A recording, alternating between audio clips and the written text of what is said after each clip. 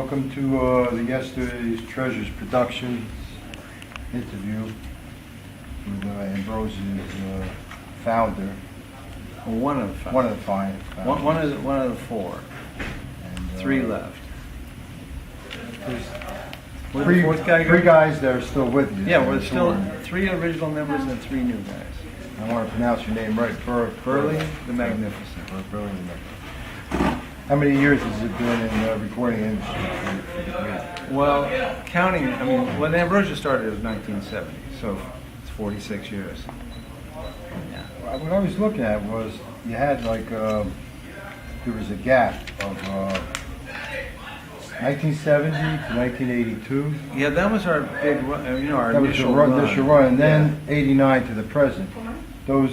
Those 6 years, what happened? Like Well, solo stuff? Yeah, a lot of great things happened. I mean, first of all, so the reason why we stopped is our business was so bad that we were, our manager owned everything, so we really couldn't make a living being Ambrosia as a band. So let's just say it got too thick for a while, and we needed to air out.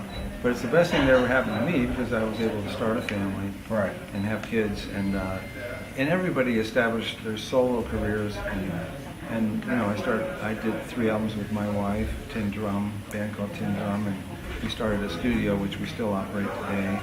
And Joe went off and played with Bruce Hornsby in the Range, and so it was great because everybody spread their wings a little bit. And then when we came back in '89, we realized that it's something we really like to do. Maybe we didn't need it to consume our life like it did in the '70s. So now it fits nicely. It's like a major part of our life, but it's not our entire lives. Right. So it's How nice. much pressure from the fans did you have to come back, or it was just time to come back? We wanted to come back. It was like unfinished business for us. And once we got some of the elements out of the way that were obstructing us from the enjoyment of being in a band together, it was much easier for us to be Ambrosia and to enjoy playing. How do you guys like performing on like this tour and the venues, like all the theaters, like the Performing Arts Center? Oh, well, it's wonderful.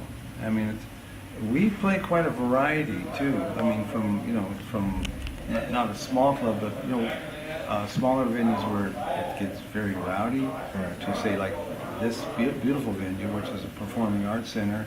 It's more of a listening audience, and Is the Sail Tour strictly venues like this, or do you go into any other things besides Performing Arts Centers? Last night we played in New York at the Irving Theater, Irving Plaza. Where they had the shooting not too long ago, and that was much more intense. That was like people standing packed like sardines, hot, sweaty, kind of, which was really cool because that's like a whole nother energy. Right. And then you come here and it's seats and much.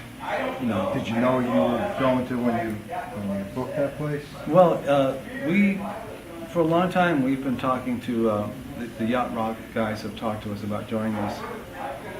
And it's kind of a new experience for us because their demographic is much younger. It's like 30-year-olds with sailor hats on.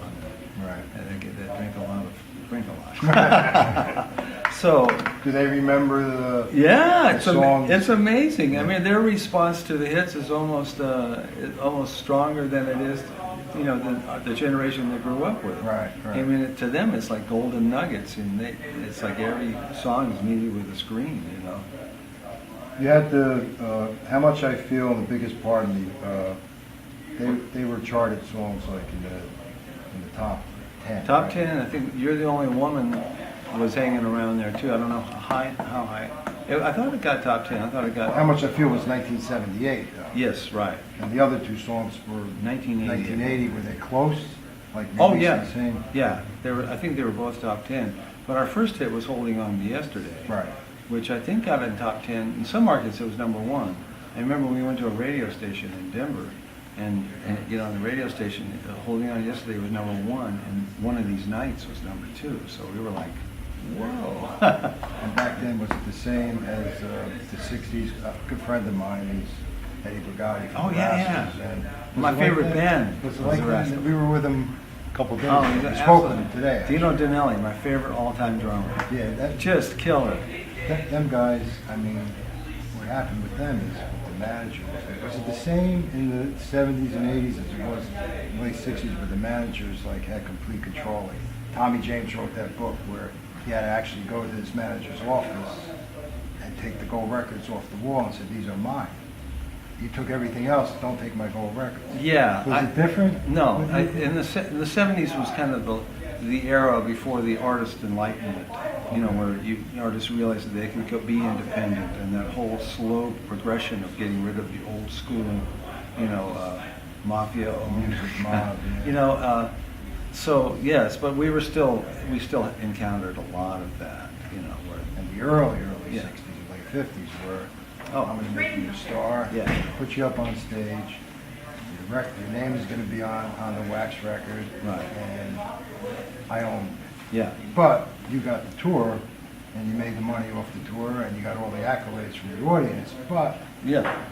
But you Record. were lucky to have, you know, a retirement of any kind, you know. it got better through the It years. got a little better, but I mean now, we're making, you know, now we're actually making a living Right. off of our music, as opposed to the 70s, where we literally recorded, you know, 5 or 6 albums for other people a year to support our band, even after having hit records. So you can see, it still wasn't like you could have a #1 record and you still had to go to work in the morning to make a living. So, Right. yeah. Except like maybe the Rascals. Yeah. Actually, with the Four Seasons, Frankie Valley, that whole Jersey Boys thing was they owned the rights to There the you music go. and they Yeah. took it. Yeah.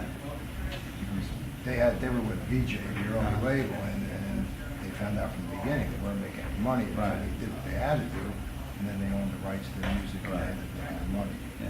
But Ambrosia, who named the group? Oh, the name. Well, it's kind of a convoluted story, but so we had the name Ambrosia. Joe actually picked out the name, and you know, means nectar of the gods, the Greek gods. It's what they drank to ate to make themselves immortal. So we thought, oh, our music's going to be immortal. But before that, it was called ambergris might, which is something they make perfume out of from the back of the whale's neck or something. But another band came along and got signed with that name. So the next name in the dictionary was Ambrosia. It was like the Rascals and the Young Rascals. Yeah, yeah. It was the Young Rascals, you had to go to the Rascals. Right. I had to change the name. Right. And where did the word West Coast sound? How did it originate? Well, I think that actually kind of was born in Europe as a way of defining, you know, the sound. I mean, because we first heard about it when we went to Paris, and we walked in to play a gig, and they were saying the banners were the West Coast sound, and that's okay.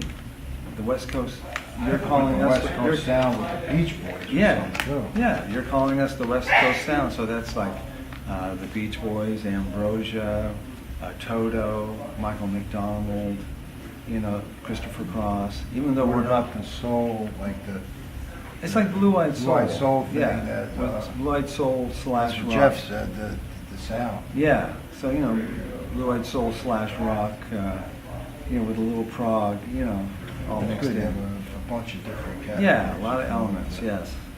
And the last thing I want to hold you up is, Sure. what does it look like in the future, in the next, at least the next year or two? Well, we just started doing a new record that we're really excited about. And it's kind of, you know, in our early days we had prog material and then we had pop hits. And now we're writing stuff that kind of is a really good combination of both. Is Hopes and Dreams an older song that was remastered or something? Yeah, it's been around about 4 years, and we finally had a reason to record it for a movie called The Sparrow's Nesting. And so it forced us to finish it.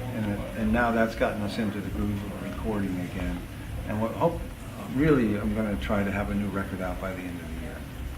Yeah, we've been playing it in New York. Oh, thank you, For man. the last couple of Great. weeks. Thanks. So it's been a pleasure, and I'll see you My up on pleasure. stage. Thank you, man. And Thank so you. I'll go see